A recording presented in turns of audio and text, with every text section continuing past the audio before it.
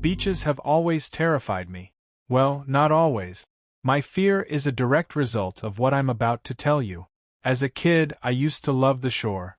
I remember spending many summers in eager anticipation of the weekend when my family and I would hang out at our beach house, or if I was lucky, they'd let me spend it at my friend Charles's beach house, which was even more fun. I was 6, and this was one of those special summer weekends. Me, Charles, and our third friend Riley were going to spend a few unsupervised days at Charles's beach house in LBI. Riley was a year older than Charles and I and had recently gotten his license, so we'd be driving down in his car. The drive down was fantastic. Riley was a pretty uncoordinated driver at the time, so most of the ride was spent laughing at him swerving and cursing the road. It was great. We got down to LBI in good time and immediately moved all of our stuff from the car to the rooms we'd be staying in. The layout of the house is important to the story, so I'll briefly mention it. There's a front door, a garage door which connects the back to the front yard, a back sliding door, and a back upstairs deck that connects the upstairs bedrooms. There's also a spiral staircase that allows you to go directly from the back deck to the ground, so you can enter and exit the house from upstairs. The house sits along a lagoon, meaning the back end of the house faces a narrow channel of water with houses on the opposite side. We were at that ripe age where chasing girls was a priority, and a nice beach house all to ourselves was the perfect occasion. We spent a few hours figuring out which girls were down the shore at the time and talked to them on Snapchat.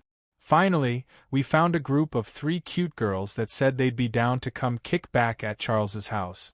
I had more than enough weed to last us the weekend, and we had snagged a few bottles of our parents' alcohol before leaving.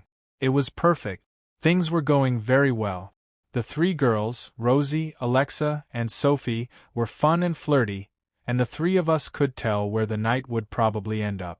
At one point, the 6 of us decided to smoke in Charles's backyard pool. It was small, but it was perfect for 6 drunk kids. I remember the sight vividly: the gentle bay breeze blowing through my hair, the steam from the heated water rising slowly with the puffs of smoke from the joints. At our age, this was bliss. But then, suddenly, Charles turned the music all the way down and stared over my shoulder into the darkness of the lagoon. Confused, I turned around. Peering into the darkness, I could roughly make out the houses on the other side of the lagoon, but I wasn't quite sure what Charles was looking at. One of the girls asked Charles why he turned the music down, and he whispered that he saw someone standing on the dock opposite the house. I figured he was messing with us, so I started laughing. "Who cares, bro? People literally live here," I said. Charles shook his head. "I know that family personally. My parents said they're in Florida for the week." In all honesty, I still thought it wasn't a big deal, or he was just messing around, so I kept chuckling. The girls were a little freaked out, though, and said they wanted to go back inside. I wasn't going to argue, so the 6 of us started making our way out of the pool. As we were drying off in the yard, Riley jumped and cursed, looking towards the lagoon. The rest of us turned, and even though the light was dim, I could definitely see what looked like movement coming from the opposite dock. The 6 of us froze in place, trying to get a better glimpse of what we were looking at. Just then, a passing car on the road across from us lit up the scene ever so slightly, and the sight was horrifying. There were 4 tall silhouettes standing at the edge of the dock, facing us. It was impossible to tell what they were wearing or what they looked like, but there was no doubt they were facing our direction. "Go inside. Now," said Charles with a shaky voice, motioning us toward the sliding door. As we rushed inside, I heard a distinct sound that remains the most terrifying noise I'd ever heard. 4 consecutive splashes rang out from behind us. Those guys were swimming across the lagoon. We were in full-on panic mode at that point. The girls screamed while Riley slammed the sliding door shut and locked it. Charles quickly ran to the front to lock that door too, and the 6 of us ran to the room that wasn't visible from the outside. We waited in silence, horrified at what we might hear next. A few minutes passed. Still nothing. Out of nowhere, Riley cursed, revealing to us that he had forgotten to lock the sliding door on the deck. Charles started to panic, knowing that this house was about to be broken into.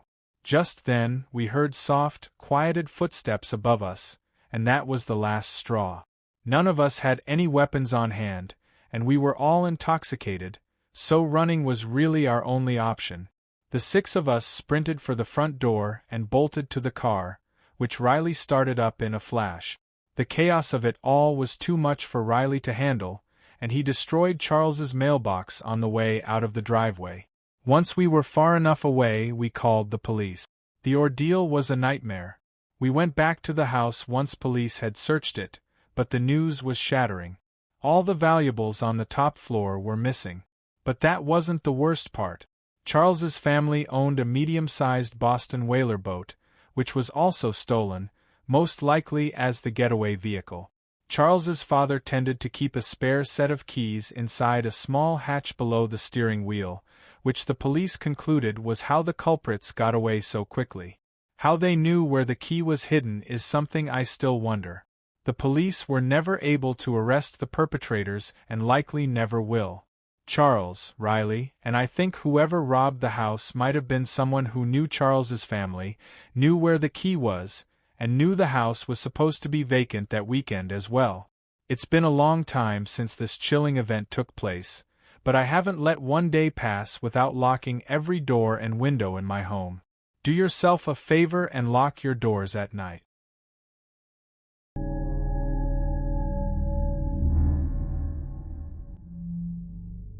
When I was 20, my girlfriend Stevie and I decided to check out a local beach fireworks show for the 4th of July. However, all the main beach parking lots were completely packed, and it was absolute chaos trying to find a spot. Eventually, we drove further down the road to a quieter, almost empty parking lot. People were parked in the lot, sitting in beach chairs, seemingly planning to watch the show from there. But Stevie and I didn't want to settle for that. We grabbed our blanket and drinks and walked onto the beach. To get there, we had to cross a tunnel under the overpass, which took us away from the crowded parking lot and toward the quieter beach.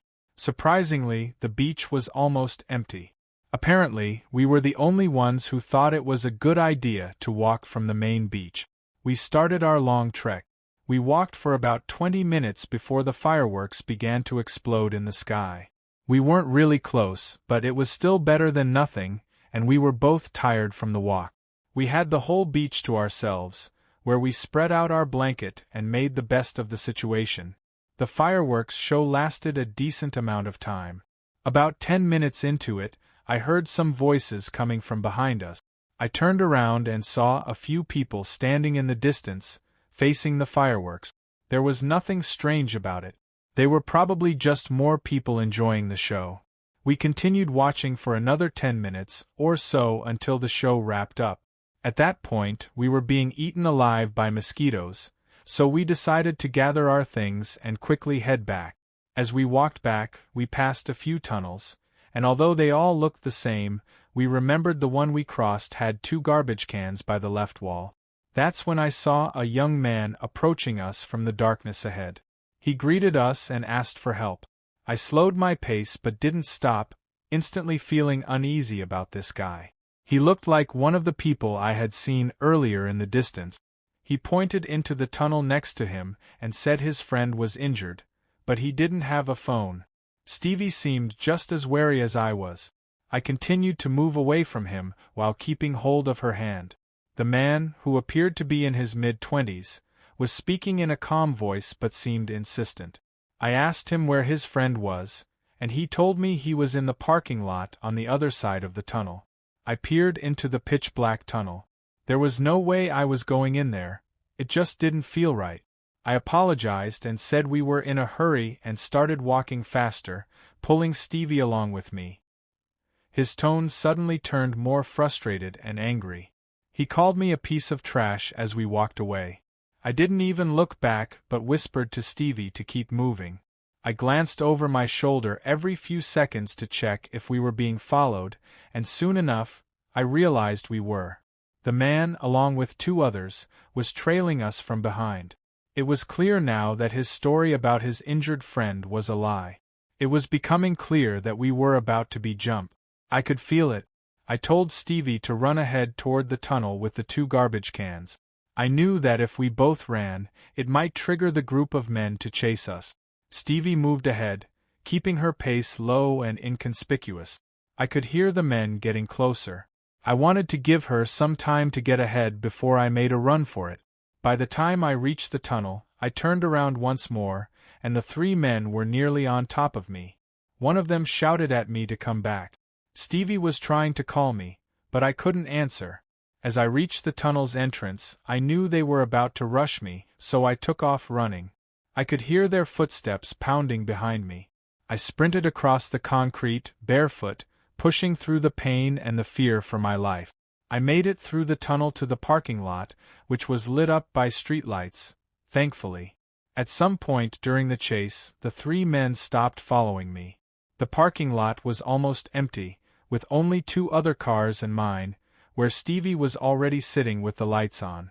I ran to the car, glancing back one last time at the tunnel, where I saw 2 of the 3 men standing about 10 feet inside, watching us. I jumped into the car, and we sped out of the parking lot, heading down the parkway. Honestly, I'd never been so relieved to see the taillights of traffic from the crowd leaving the main beach. I still have no idea if those people planned to mug us or do something worse. What was clear, though, was that they had a plan for that night. I'm just thankful we didn't fall for it.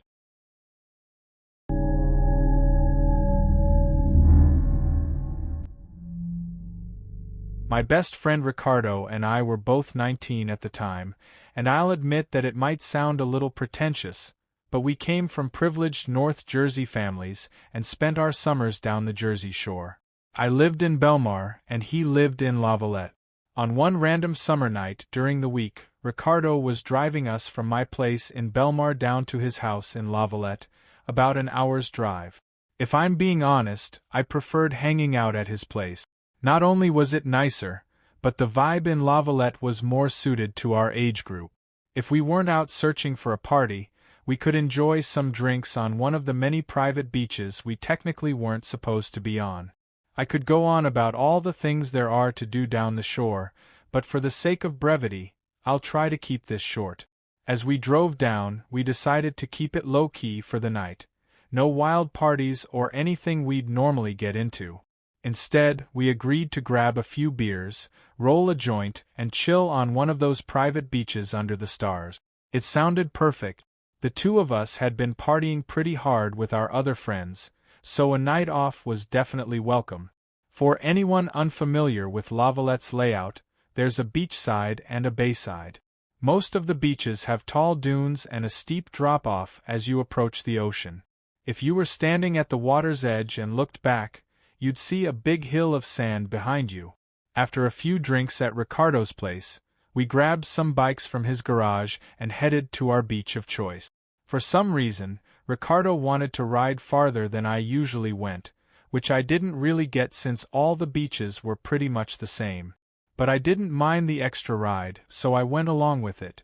Eventually, Ricardo picked a quiet-looking beach at the end of a road with no cars parked around. Every house on the street had its lights off. Honestly, I preferred it this way. This was back when weed was still illegal in New Jersey, and we didn't want to risk getting caught. Plus, we'd brought some drinks with us, even though we were only 19. We hid our bikes under some bushes and made our way to the beach. We lit the joint and smoked under the stars. The only sounds were the gentle waves of the ocean and the soft wind. The beach seemed to stretch on forever in both directions, and the sand was cool beneath our feet. As we got progressively drunker, we filled the air with laughter and conversation. Eventually, we laid back on the sand, staring up at the sky, hoping to see a shooting star. That's when we heard it. I noticed it first. It was barely noticeable, almost imperceptible, a metallic buzzing sound, like the hum you might hear in a huge gymnasium with big overhead lights. It's hard to describe, but it was this faint buzzing noise that definitely didn't seem like it belonged on a beach. I sat up and glanced at Ricardo, and I could tell he was hearing it too. We both started looking around, trying to figure out where it was coming from. The sound was so faint that it was hard to pinpoint. We started to feel uneasy, but neither of us wanted to move. We assumed whatever was making the noise would go away eventually. There was no way anyone could see us from where we were. It was way too dark, and the sound of the ocean masked any noise we might have been making. I know it doesn't sound that scary, but I can't lie, my heart was pounding in my chest. The buzzing kept going, and after a few minutes, Ricardo motioned for me to follow him. I nodded in agreement. Leaving felt like the best idea. Just like in the movies, the moment we stood up, the buzzing sound went from a 1 to a 5. It took all my strength not to yell out in fear. It wasn't a gradual increase. It was like the sound suddenly got much louder, and it was definitely coming from our right. I could feel the hairs on the back of my neck stand up as a wave of dread washed over me.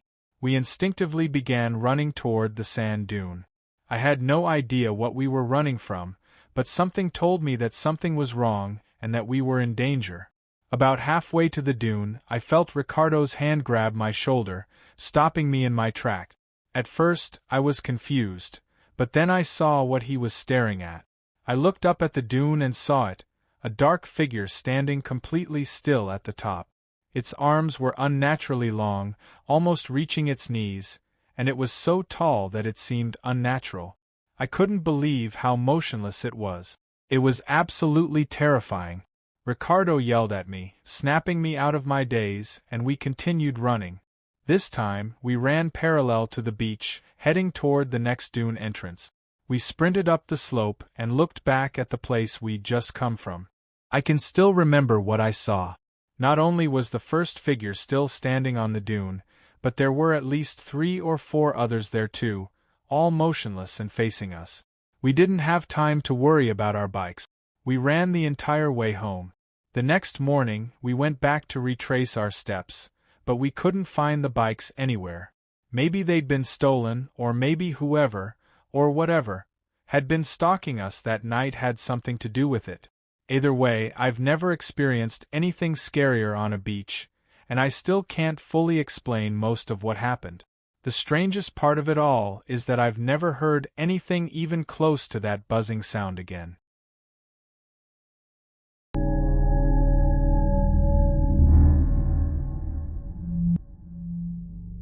Up until the age of 25, I lived in a coastal town. My neighborhood was situated about a 20-minute walk from the shoreline. I would say that the beach defined roughly 80% of my personality. I had been surfing since before I could talk, and it was rare for me to shake out a pair of shoes without some sand falling out.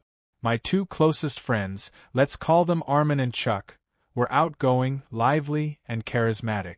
We were all 18 and absolutely preoccupied with girls. One Saturday evening in late May, just weeks before the end of the school year, we were firmly in the grips of senioritis. By this point, we were frequently testing how far we could go without getting into trouble. With our co-ed college acceptances secured, high school no longer seemed to matter. Armin and I had plans to hang out with 2 girls from our school whom we'd recently gotten close to. The idea was to pick them up and enjoy a calm, breezy evening by the ocean. We packed blankets and a few bottles of wine, a setup perfect for stargazing. Just to clarify, I don't endorse drinking and driving in any capacity, but I was just a reckless teenager at the time. I arrived at Sophia's house shortly after 9 p.m. She and Fran came out, half walking, half dancing to the car. It was obvious they'd had a little something to drink beforehand. Armin and I exchanged grins. The night was off to a promising start. Taking the scenic route, I drove us to a less frequented beach, about 30 minutes away. The ride was filled with laughter, jokes, and chatter about mutual friends. At one point, Fran and I delved into a surprisingly deep conversation about time and mortality. Everyone was enjoying the vibe. The beach I chose had a dirt path accessible by car, followed by a narrower sand trail that we had to walk. It was steep and secluded, ideal for avoiding crowds and offering clearer skies for stargazing, far from the bustling boardwalk. I parked as high up the dirt road as possible, and the 4 of us hopped out. Armin and I carried the blankets and wine. After spending a few hours talking and finishing off a bottle of wine, Armin and Fran eventually wandered down the beach, while Sophia and I headed the other way, enjoying the quiet night. Once we were a good distance apart, I spread out a blanket and we drunkenly collapsed onto it. Before anything could really happen, Sophia froze. At first, I thought I'd done something wrong, but then she whispered, "Do you hear that?" Focusing my attention, I strained to pick up anything beyond the rhythmic crashing of wave. Initially, I thought she was imagining it, but then I caught the faint hum of something mechanical. It sounded like a small engine but seemed to move erratically, making it hard to locate. Then, just as suddenly, the sound faded into silence. "It's nothing," I assured her, trying to ease her nerves and resume where we left off. Not long after, I fished my shirt out of the sand, shook it off, and slipped it on. That's when Sophia screamed. I spun around to see her pointing upwards, her face pale with fear. Following her gaze, I squinted into the darkness but saw only the black void of the sky. I sat beside her to get a better angle and finally saw what she did. Against the backdrop of the moon, a drone hovered ominously overhead. It lingered for a moment before abruptly shooting off into the night. The pieces clicked together. The sound we heard earlier was the drone. A chill ran down my spine as I realized someone had been watching us. Sophia broke down in tears, burying her face in her hands. I tried to console her before suggesting we head back to the car. When we returned, we found Armin and Fran already waiting. I quickly explained what had happened. The mood turned somber, and the excitement of the evening drained away. The drive back to Sophia's was quiet. I tried breaking the tension with conversation, but it didn't work. The girls were too shaken and didn't want to go home. Since it was a Saturday night, I didn't mind staying out late. I suggested hanging out at either of their places, but both declined, citing their parents. My house and Armin's were also out of the question. That's when I asked Armin to call Chuck. Chuck's house was enormous, and his parents were laid back, the perfect refuge. To our relief, he was free. I pulled into Chuck's driveway, and the others headed for the front door, while I stayed back in the car for a moment to collect my thoughts. I was far more shaken than I let on. Leaning my head against the steering wheel, I closed my eyes to calm myself. After a few seconds, I instinctively grabbed my phone. The screen lit up, displaying a single notification. AirTag detected moving with you. My stomach dropped. Every ounce of composure I'd regained vanished. We were being tracked. Panicked, I jumped out and frantically searched the car. The bumper, the grille, the interior. Nothing. Desperation set in as I tore through the seats and floor mat. Finally, lying on my back, I felt along the driver's side wheel well and found it. A small AirTag taped in place, hidden from sight. My heart pounded as I ripped it off and smashed it to pieces on the ground. Clutching a shard of the AirTag, I ran to Chuck's door and showed everyone. They were horrified. The girls checked their phones and saw the same notification. Chuck, furious, realized whoever had tracked us might now know where he lived. After the panic subsided, we spent the rest of the night in his basement, too scared to leave. Weeks passed with no further incidents, and we began to think it was behind us. We convinced ourselves it was just some creep trying to scare us. The thought was unsettling but somewhat comforting since it hadn't escalated. Then, one Sunday morning, I got a call from Chuck, his voice frantic. He told me to get to his house immediately. When I arrived, Chuck stood in the driveway, holding a stack of photos. My stomach turned when I saw them. Grainy images of me and Sophia on the beach, clearly taken that night. My blood ran cold. Chuck and I called the police, but they were dismissive, saying there wasn't much they could do. We insisted they at least scan for fingerprints, but the photos turned up nothing. Sophia was devastated, terrified of being blackmailed. I shared her fear. The incident haunted all of us. Fortunately, nothing more came of it, likely because we involved the police. Still, Sophia grew distant and I couldn't blame her. I can only hope those photos never resurface. If these beach horror stories sent shivers down your spine, make sure to hit that like button and subscribe for more spine-tingling tales. I'd love to hear your thoughts, so drop a comment below. Don't forget to share this video with a friend who loves a good scare. Stay safe and thanks for watching. I'll catch you in the next one.